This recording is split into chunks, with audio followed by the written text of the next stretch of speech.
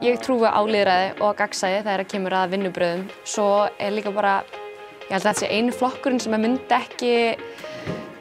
ekki nota mig sem eitthvað tóken þegar kæmi að kosningum og baráttumálum og eitthvað. Ég fæ bara að vera eins og ég og þeim eiginlega alveg sama. Fyrir mér pólitík hagsmunabarátta. Fyrir mér snýst pólitík málefnin. Ég get tekið einhverja heimskulega ákvörðun og það þýðir ekki að rétturinn til að taka ákvarðanir sé bara tekin af mér. Af því að ég tók einhverja eina eða tvær heimskulegar ákvarðanir. Þetta er bara grunnhugsunin á bak við það að við séum frjálsir einstaklingar sem höfum ákveðin réttindi sem maður má ekki taka á okkur.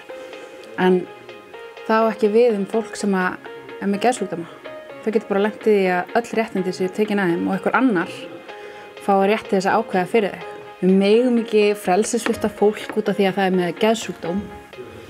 En það er bara í lögunum okkar að við megum það bara víst. Mér finnst við vera allt og hrædd við þetta í samfélaginu að fara í einhverjar breytingar og það er oft þannig að þegar við tökum upp einhverja stefnu að þá bara höldum við í hana og neitum að breyta þótt að þessi augljóst hún ekki að virka bara út af einhverju hræðslu við breytingar. Næst síðasta þingi þessa kjörtímabils þá var lögð upp sú taktík í stjórnarandstöðunni sem að Píratar tóku ekki þátt í að sjá til þess að ríkisstjórnin næði í gegnum fæstum málum. Þau sem ákveða að gera þetta var alveg sama þó þau voru að koma í veg fyrir góð mál. Markmiðið var að láta ríkisstjórnina líta illa út og þetta er pólitík sem að Píratar taka ekki þátt í.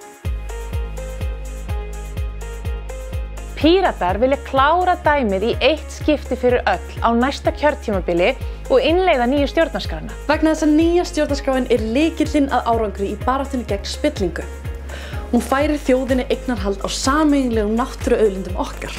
Hún tryggir okkur fullnægjandi heilbrigðisþjónustu, vernd gegn ofbeldi og aukin borgararéttindi. Við ætlum að bjóða upp aflaheimildir til leigu á opnum markaði og láta leigugjaldið renna að fullu til íslensku þjóðarinnar. Við ætlum að gera handfæraveiðar frjálsar og standa vörð réttindi sjómanna. Við ætlum að auðvelda fólki af erlendum uppruna að fá menntun sína og starfsréttindi viðurkennd hér á landi. Hættum að ræna eldra fólk hábjartan dag og afnemum skerðingar á lögbundnum lífeyri og hækkum hann í takt við annað sem gerist í samfélaginu. Píratar ætla strax að auka metnað Íslands samdrátt í losun gróðurhúsalofttegunda upp í 70%. Við ætlum að búa til skattalega hvata fyrir atvinnulífið til að grænvæðast og styrkja græna sprota. Enduruppbygging hagkerfisins eftir heimsfaraldurinn þarf að vera jöfn, græn og gagnsæ. Með nýsköpun getum við aukið lífsgæði fólks. Til þess að rækta nýsköpunarsamfélagið þurfum við ekki aðeins að auðvelda fólki að stofna, skipuleggja og fjármagna sprotafyrirtæki,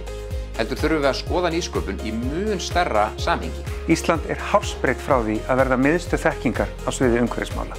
Spilling kostar íslenskt samfélag háar fjárhæðir á hverju ári. Peninga sem lögum samkvæmt ætti að renna til samfélagsins. Frá stofnun flokksins hafa Píratar barist ötullega gegn spillingu og við ætlum að halda því áfram. Við þurfum að auka sjálfstæði eftirlitsstofnana, efla vernd uppljóstrara og auka gagnsæi í stjórnsýslu svo fátt sé nefnt. En fyrst og fremst þurfum við auðvitað að koma spilltum stjórnmálamönnum af þingi. Byrjum þar.